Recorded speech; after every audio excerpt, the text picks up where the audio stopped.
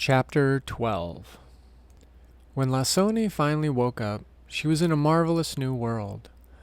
The land's ubiquitous gray grass and shrubs turned into enormous roasted birds and boulder-sized baked tubers slathered with salt and yummy goat fat. She lay on an impossible soft bed of feathered down and giant flower petals. Her skin was baby smooth and untouched by wind, sun, or hard work. The air was neither hot nor cold, and she wanted for nothing. As she relaxed for the first time in what seemed like, well, ever, a caramelized, crispy hen taunted Lasoni's nose with her perfume of spices and marinade.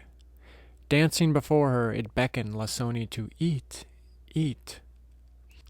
Wait, the dead don't speak. Well, not food at least. She woke with a start and a deep scared gasp, but the ferocious tiger was gone, replaced by a roaring fire and the long-legged boy from the celebration. He was holding out a piece of greasy, brown bird with a take-it motion. Her head swiveled painfully, and she strained to remember. The beast was about to gore Lasoni, but then it let out that terrible death rattle after. That spear, it was you.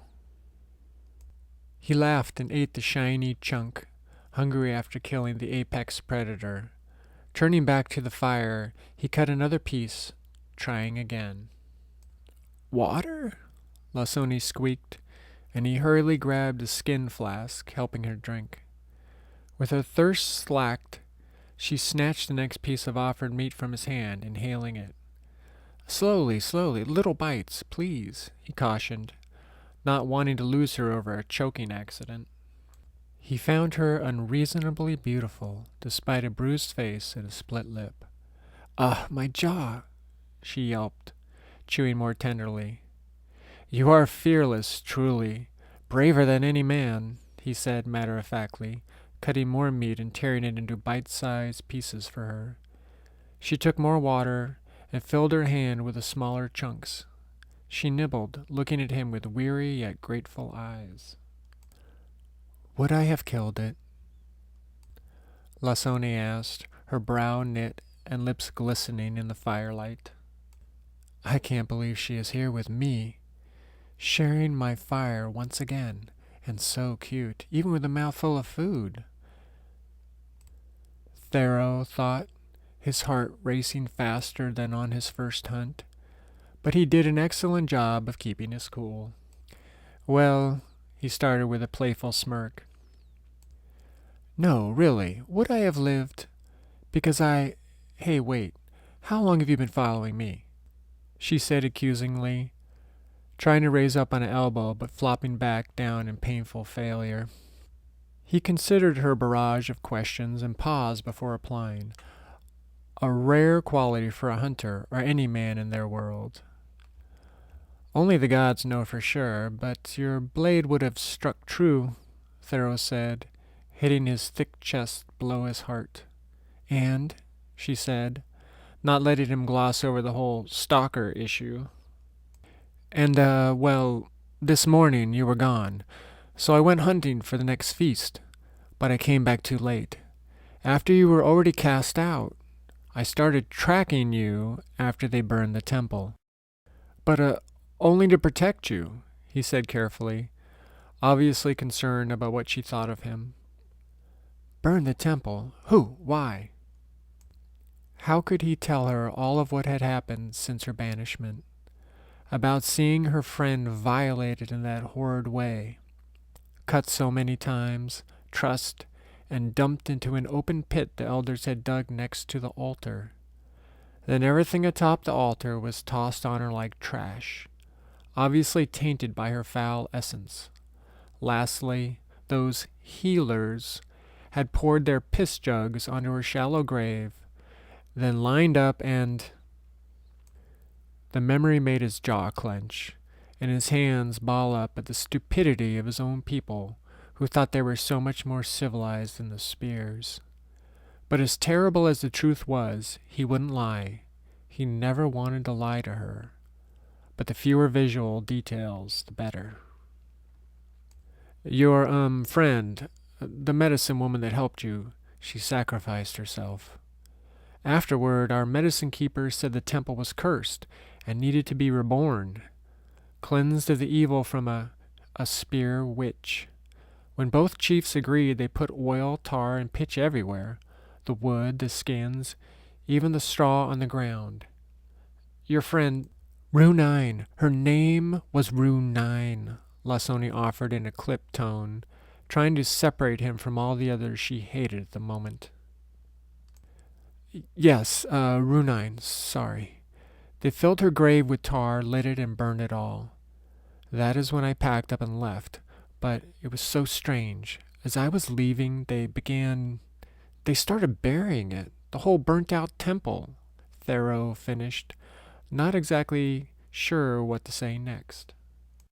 He could see she was racked with intense emotions, but also a depth of thought that made him wish to know just a fraction of her heart and mind.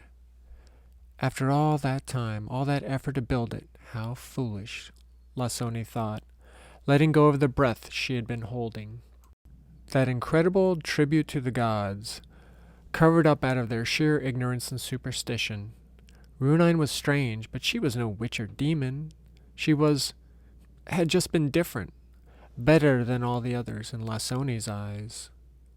I hope they all shatter like a spear on stone, Lasoni cursed, spitting into the fire despite her painful mouth.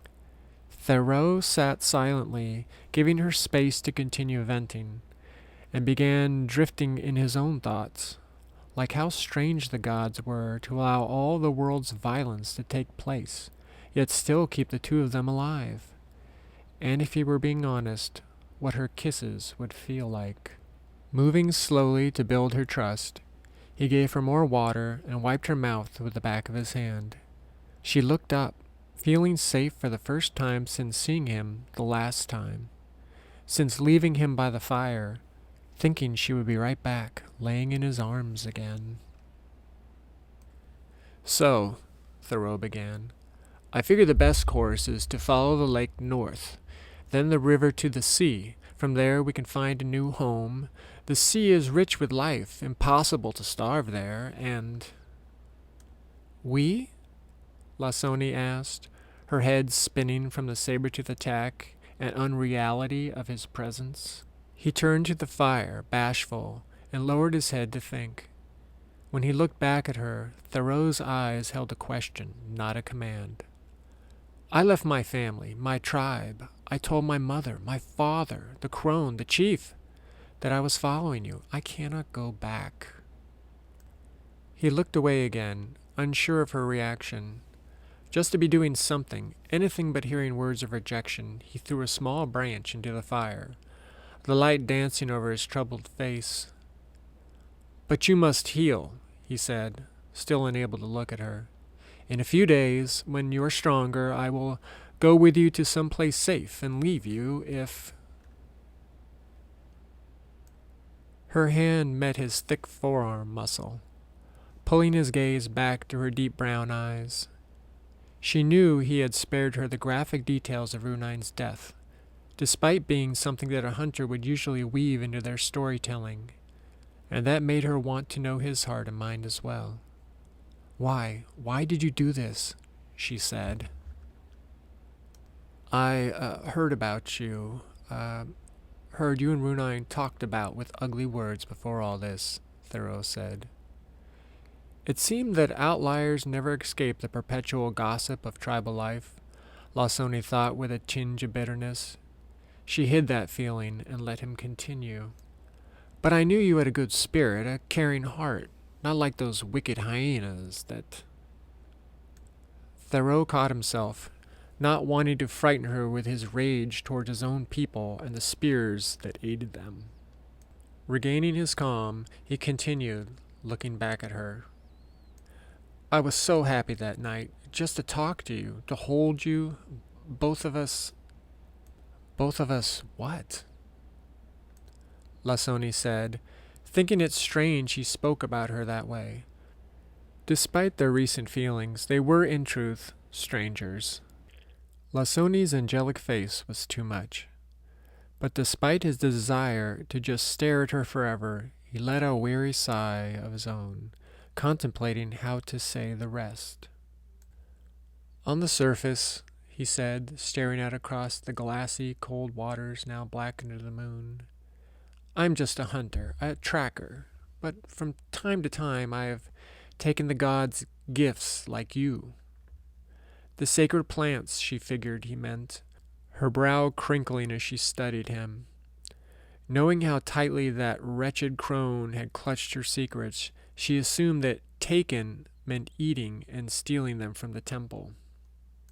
And they, showed me things, showed me many lives past ours, showed me the laughter and the same, he said, rotating his hands around each other. Yes, she thought, the cycles. Sometimes the medicine revealed the confusing cosmic irony of repetitive patterns and the realization that the knowing would be rediscovered again and again. An inescapable truth most were blind to, thinking that their possessions or tribal standings could take the place of understanding the nature of self or the universe. She always thought it odd that the items buried with the dead never disappeared into the afterlife, as she was raised to believe. Funny that. But to tell anyone, well, I might have been punished, banished, sacrificed like your friend, he said, instantly regretting it. Runine, I told you her name was Runine, and your healers killed her, Lasoni shouted, her anger flaring. Dizzily, she fell back onto the grass-stuffed pad, just wanting to disappear from the world. Theroux quickly scooted closer, smoothing her sweaty forehead.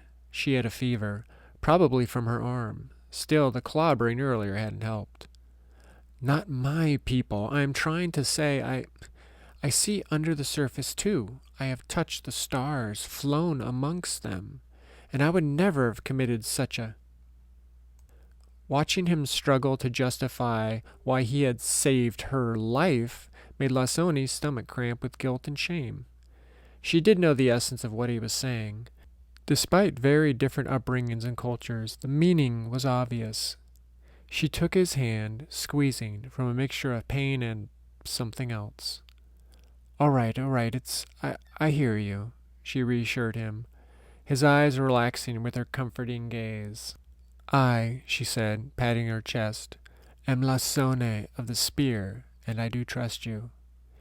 She waited for his official introduction, watching his face soften and brighten at their sharing. I, he replied, squeezing back gently, am Theroux of the, you say, long legs? He joked, making her laugh with a spot-on impression. Now she was shy. Apparently they were taking turns. Longlegs, so delicious, as Runine would say. Lasoni caught herself staring at those long, firm legs in the firelight. I have changed my mind, she said, producing a look of bewildered vulnerability from him. I am Lasone, but no longer of the Spear people.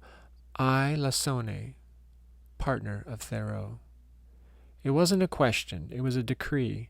Lasoni had claimed him, which was the way of the Spear, not the protracted, complex courting of his people. He smiled from ear to ear, and then so did she.